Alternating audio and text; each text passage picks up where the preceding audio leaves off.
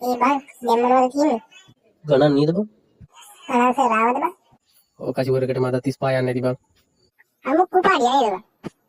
ඔව් බං මම දැක්කනේ දා ඉංග්‍රීසි මිස් පුකටක් ගහනවා. උන්ට උගන්නනට වඩා හොඳයි මොම කුමර කාන්න දාන කුපාඩි හැත්ත. අඬෝ අන්න කොරේ පිටට මරේ කියලා සිංහල සර්කාරයත් එනවා මේ පැත්තට.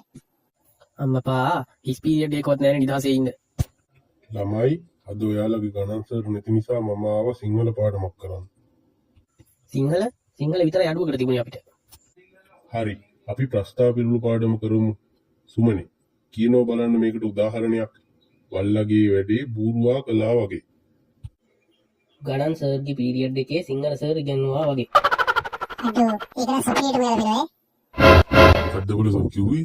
දණක් ගහපියවල් පරය. ඉතින් සර් ඇත්තනේ කිව්වේ. මොකද්ද ඔයගොල්ලෝ කියන්නේ?